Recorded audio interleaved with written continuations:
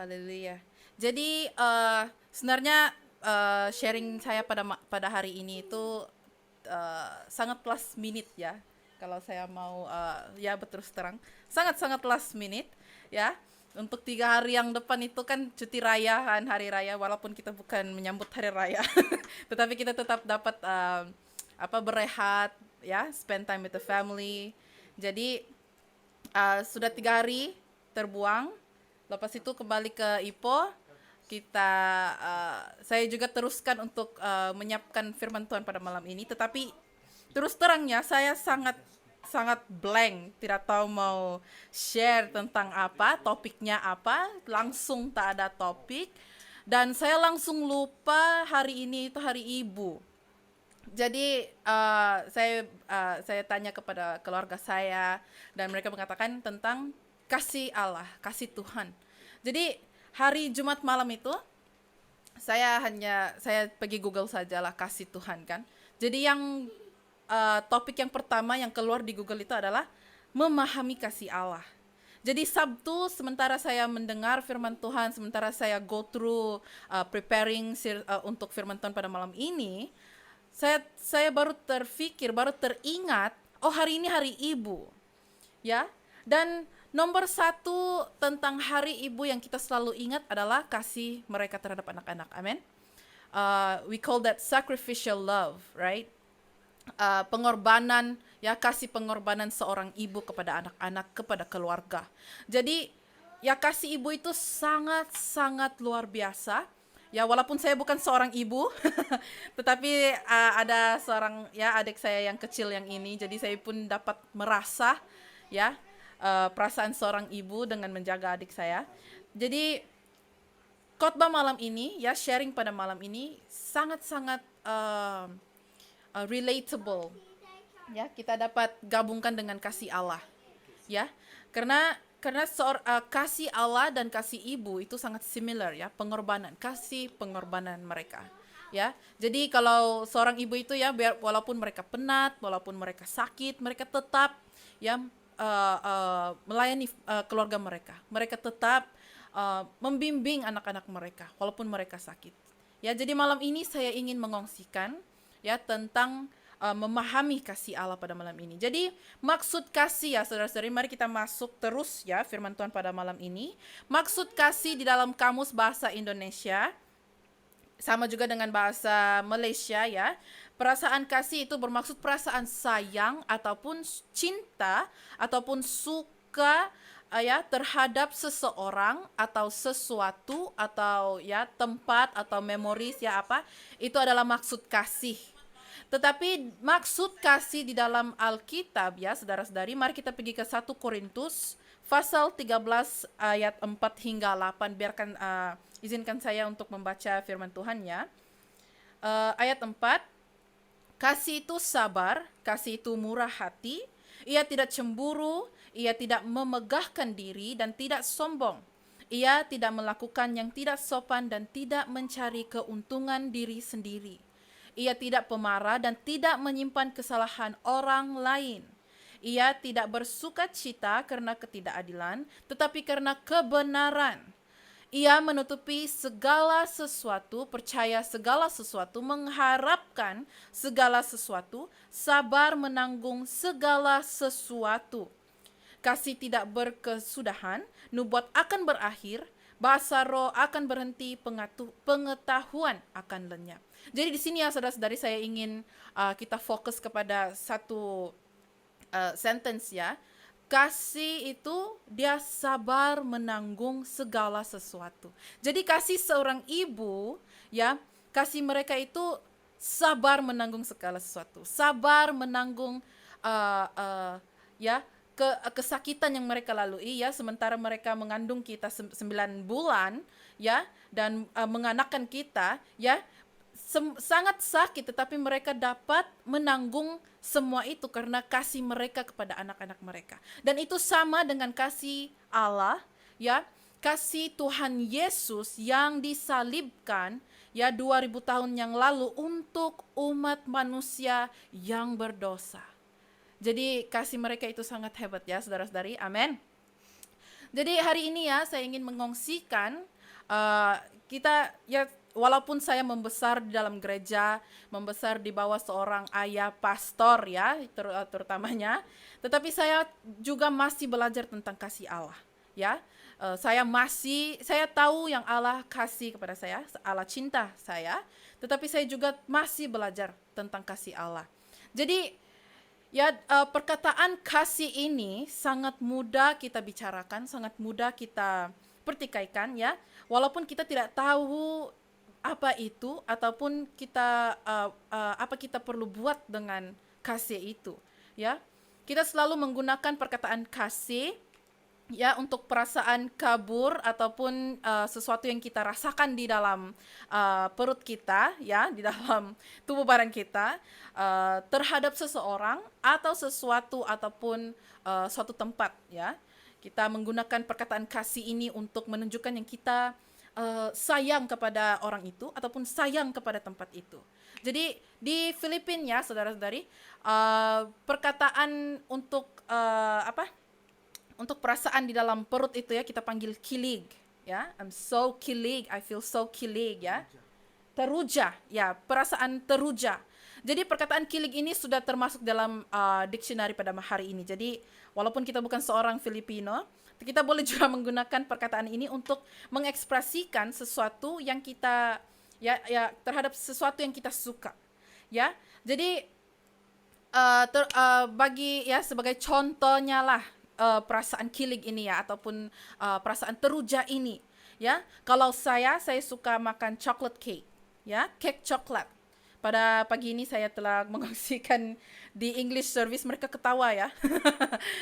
Saya suka makan chocolate cake ya, cake coklat itu sangat-sangat sedap. Sudah manis ya, lembut ya. Kalau kita makan dia terus melt. Apa melt? Apa melt?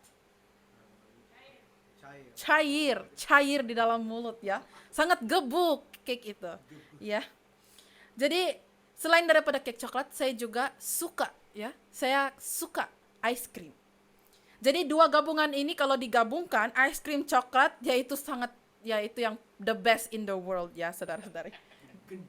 The best in the world ya. Es krim boleh jadi gendut, tapi itu yang memuaskan hati kita, membuat kita gembira ya, pastor. Yang penting sedap ya. Jadi kita rasa suka terhadap benda itu.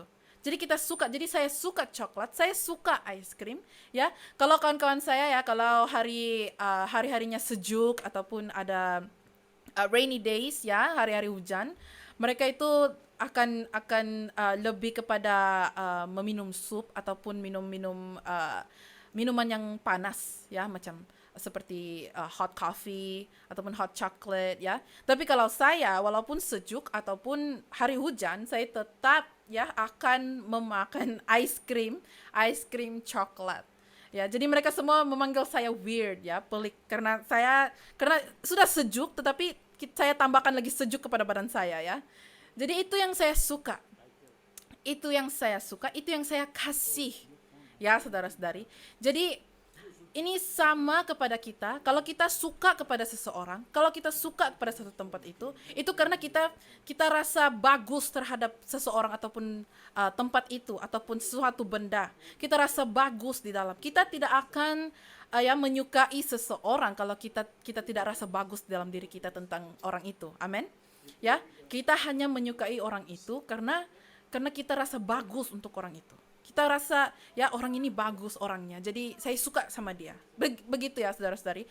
Kalau orang itu jahat, orang itu ya berbuat jahat terhadap kamu tidak akan menyukai orang itu. Ya. Tetapi di sini saya mau membawa kita ya di dalam ya perkataan kasih ini, saya mau ya berbicara tentang atribut Tuhan ya. Kita berbicara tentang ya kesempurnaan Tuhan ya, segala benda yang membuat dia ya siapa pada hari ini, dan kita melihat kepada kedaulatan Tuhan ya. Kita melihat kemuliaan Tuhan ya. Di dalam dua ayat di dalam 1 Yohanes ya. 1 Yohanes pasal 4 ayat 8, mari kita baca. Ayat 8, barang siapa tidak mengasihi, ia tidak mengenal Allah, sebab Allah adalah kasih. Ayat 16, kita telah mengenal dan telah percaya akan kasih Allah kepada kita. Allah adalah kasih, dan barang siapa tetap berada di dalam kasih, ia tetap berada di dalam Allah, dan Allah di dalam dia. Jadi kasih itu harus bermula dengan Tuhan, saudara-saudari.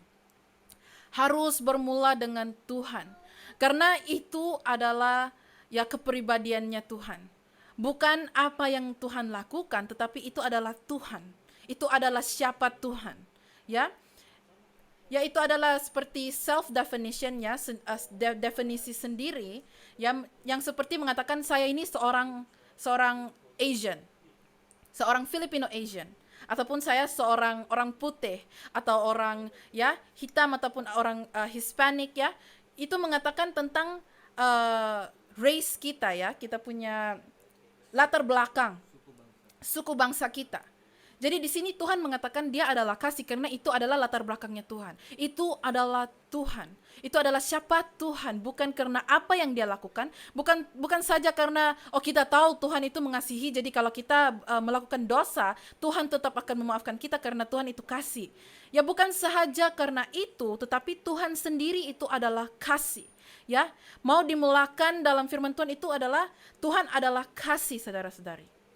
Jadi di saat dia mengatakan di dalam ayat 8 dan ayat 16 tadi, dia mau kita, Tuhan mau kita melihat kasih, seperti kasih itu adalah satu bahagian daripada definisinya Tuhan. Di saat kita bicarakan siapa Tuhan, bukan saja Tuhan itu adalah Tuhan segala Tuhan, tetapi juga kita mengenal bahwa Tuhan itu adalah kasih. Jadi Tuhan mau kita melihatnya seperti itu, saudara-saudari. Amen. Jadi kalau Tuhan itu adalah abadi, if God is an eternal being, dia adalah yang pertama, Jadi dia semestinya sudah begini, begitu lama, saudara-saudara. Sejak awal, sejak mula, dia tidak menjadi kasih ataupun dia tidak memulai mengasihi, tetapi dia teridentifikasi sebagai kasih. Seperti perkataan ini, kasih. Jadi kalau Tuhan itu sudah lama di dalam dunia ini, itu adalah self definisinya. Jadi kasih Tuhan itu tidak bermula dengan kamu atau saya, saudara-saudari. Kasih Tuhan, Tuhan adalah kasih bermula sebelum adanya ruang ataupun masa. Sebelum adanya universe, sebelum adanya dunia, sebelum adanya kamu atau saya. Jadi Tuhan itu sentiasa kasih, Dia mengasihi dirinya sendiri. Jadi kalau kita pikir balik, saudara-saudari, kita akan mengatakan bahwa Tuhan ini ada sedikit selfish, sedikit pentingkan diri sendiri. Karena kalau dia adalah yang mula, kalau dia adalah satu sebelum adanya apa-apa, dan dia hanya mengasihi dirinya, itu kita katakan sedikit pentingkan diri sendiri, kan? Kita tahu, saya percaya kita ada kenal satu seseorang itu yang mengasihi dirinya lebih daripada orang lain, hari ini saya rasa cantik, hari ini saya tahu saya handsome, hari ini saya tahu saya macho. Yaitu adalah pentingkan diri sendiri. Dia mengasihi dirinya lebih sendiri, love myself. Jadi kalau kita baca seperti itu tentang Tuhan, kita juga akan memikir, Tuhan ini juga seorang yang pentingkan diri sendiri, hanya mengasihi dirinya sendiri. Tetapi tidak, saudara-saudari, mari kita ulang balik, Mari kita ulang balik bahwa kita perlu tahu bahwa Tuhan itu adalah 3 orang yang setara. God the Father, God the Son, and God the Holy Spirit. Allah Bapa, Allah Anak, dan Allah Roh Kudus. Jadi di situ ada 3 orang, saudara-saudari. Dan sebelum ini saya ada kongsikannya tentang ciri-ciri kepribadian Tuhan. Mereka punya personality ataupun kerja-kerja mereka, kepribadian mereka, saya pernah kongsikan bahwa ketiga-tiga mereka ini adalah berbeda. Mereka adalah satu, tetapi personalities mereka itu adalah berbeda. Kepribadian mereka itu adalah beda ya saudara-saudari. Ya, jadi kalau kita berbicara tentang Tuhan, kita tidak hanya berbicara tentang seseorang yang hanya bersendirian. Ya, yang hanya yang hanya bersendirian. Dan saya mau mengingatkan kita ya saudara-saudari bahwa Tuhan tidak pernah bersendirian. Tuhan tidak pernah berisolasi ya, yang kalau kita katakan pada hari ini ya dengan COVID-nya ya, kalau kita dapat COVID kita isolasi diri, tetapi Tuhan tidak pernah isolasi, tidak pernah bersendirian, karena ya the doctrine of Trinity ya, tiga orang yang setara, bermaksud Tuhan yang satu tetapi memiliki tiga kepribadian. Jadi Tuhan, dia mengasihi dirinya sendiri, itu bermaksud Tuhan mengasihi anaknya dan dia mengasihi Roh Kudusnya juga. Jadi dia mengasihi dirinya sendiri. Ya, 3 in 1. Jadi Tuhan sentiasa ada seseorang untuk dikasihi. Ya, jangan kita ingat Tuhan itu sangat pentingkan diri sendiri, dia itu ya sayang kepada diri sendiri, mengasihi diri sendiri. Tetapi tidak ya saudara-saudari. Tuhan mengasihi tiga dalam satu. Ya. Jadi di sini mereka telah dipanggil sebagai sebuah keluarga, ya, keluarga seperti apa yang kita ada hari ini. Kita ada ibu bapa, kita ada anak-anak, ya. Mereka itu adalah sebuah keluarga, family, ya.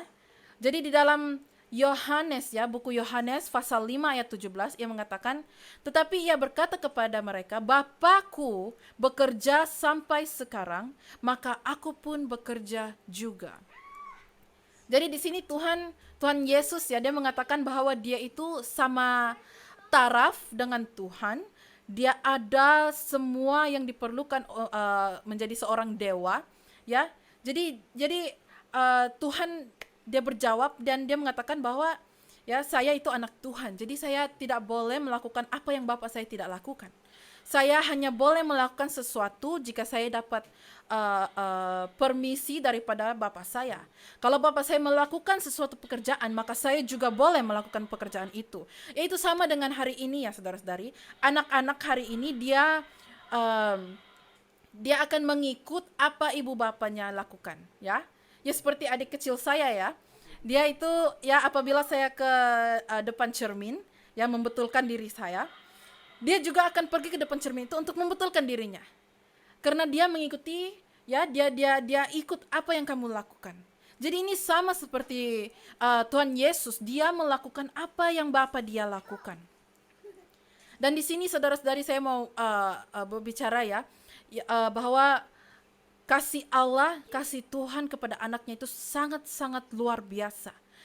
Betapa luar biasa sehingga Tuhan dia mencipta satu umat manusia, human race, untuk supaya anaknya itu dipuji, disembah, ya, karena dia sayang kepada anak dia.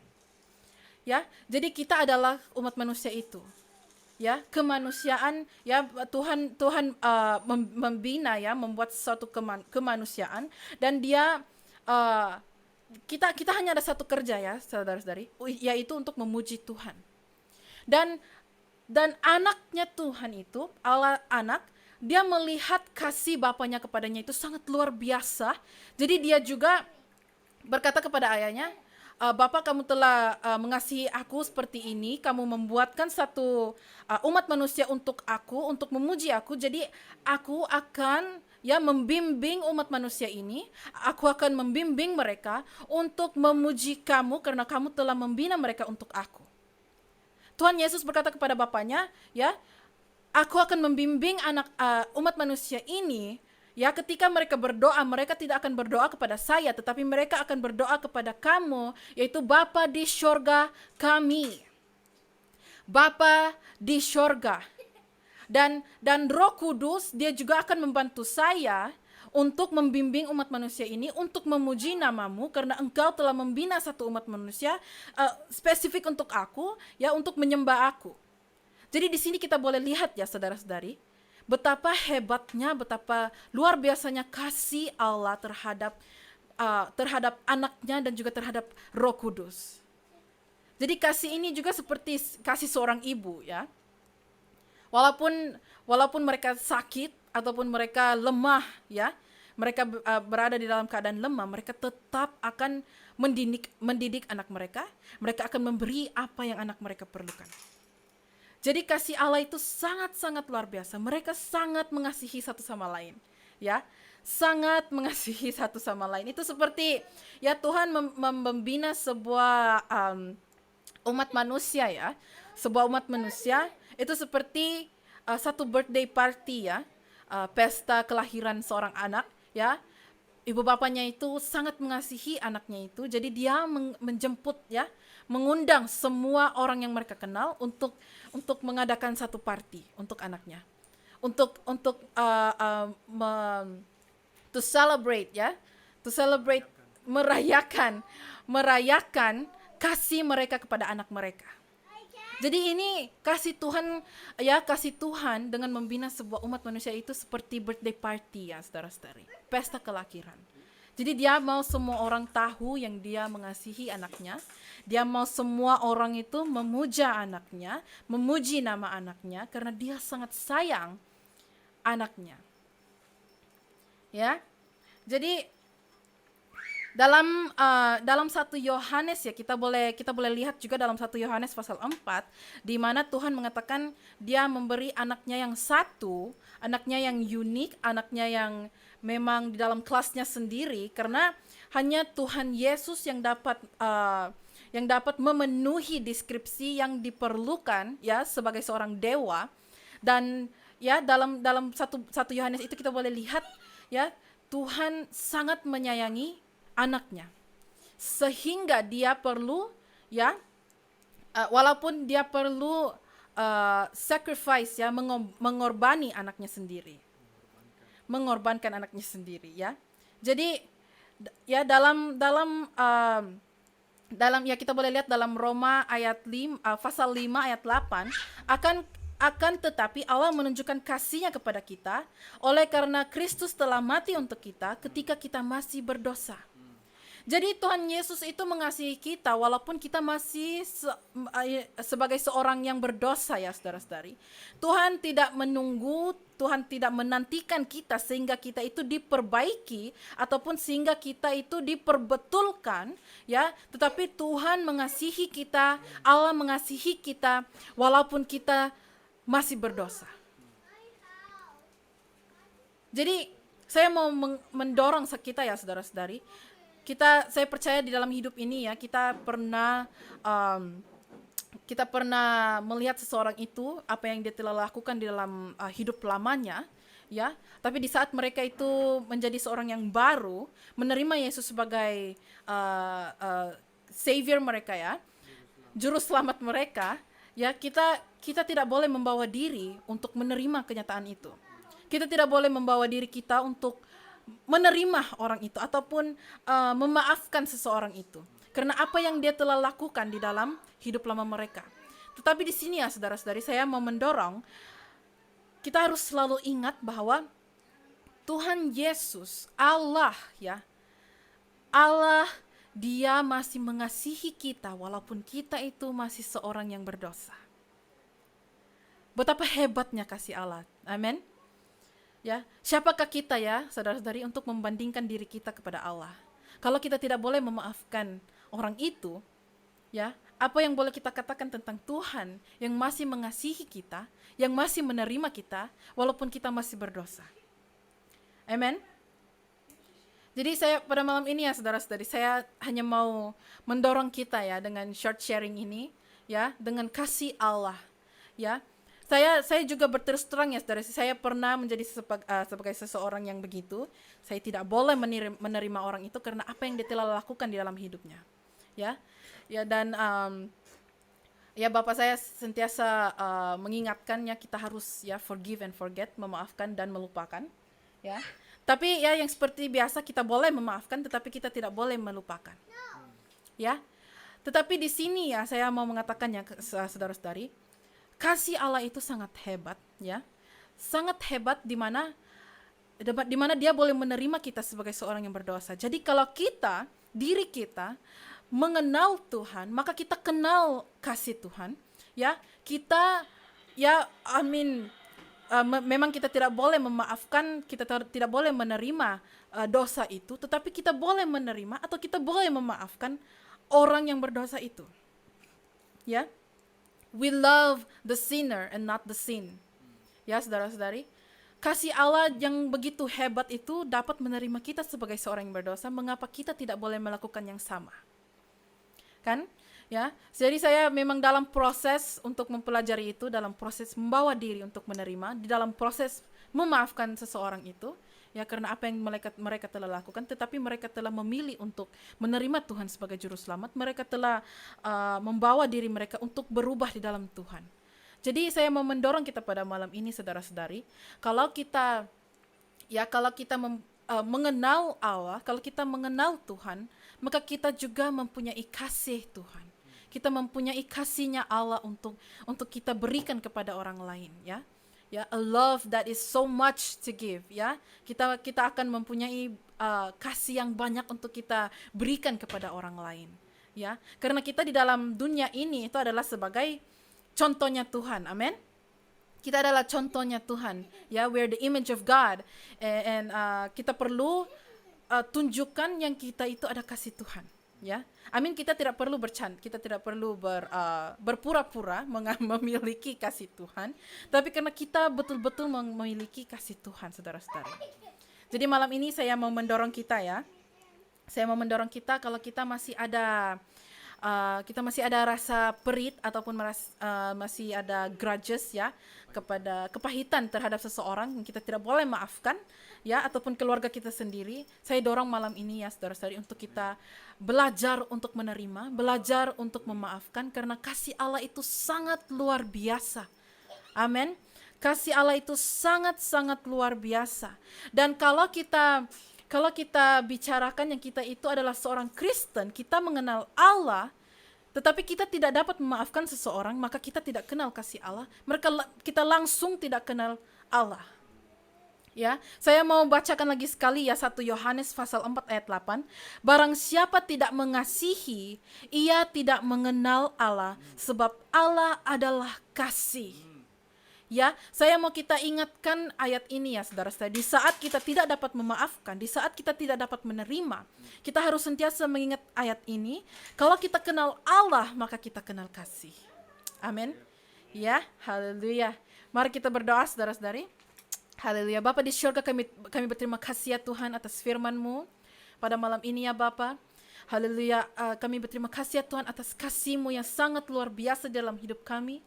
Kasih-Mu yang menerima kami, ya Bapa, di saat kami masih berdosa, ya Tuhan. Di saat kami masih berada di dalam keadaan yang salah, ya Bapa. Kami berterima kasih, ya Tuhan, karena kasih-Mu telah menyelamatkan kami, ya Tuhan. Karena kasih-Mu telah menerima kami dengan seadanya, ya Bapa. Ya Tuhan, kami berdoa pada malam ini, ya Bapa, agar Engkau akan membimbing kami, ya Tuhan. Haleluya. Engkau akan membimbing kami, ya Bapa, untuk menerima dan memaafkan, ya Bapa, kawan kami, ya Bapa, ataupun keluarga kami, ya Bapa, atas apa yang mereka lakukan terhadap kami ataupun hidup melama mereka, ya Bapa. Kami berterima kasih, ya Tuhan, atas kasih-Mu yang hebat, ya Bapa. Biarlah kasih-Mu menjadi contoh di dalam hidup kami, ya Bapa. Haleluya. Roh Kudus, Engkau bimbing, ya kami, ya Bapa. Haleluya. Kami berterima kasih, ya Tuhan. Dan juga Tuhan, pada malam ini kami ingin berdoa dan berterima kasih untuk ibu-ibu kami, ya Bapa, atas pengorbanan mereka, atas kasih mereka, ya Bapa, di saat mereka di dalam keadaan yang lemah ataupun sakit, ya Bapa, mereka tetap, ya Bapa, memberi apa yang kami perlukan, ya Tuhan. Kami berterima kasih, ya Bapa, atas kasih mereka terhadap hidup kami, ya Bapa.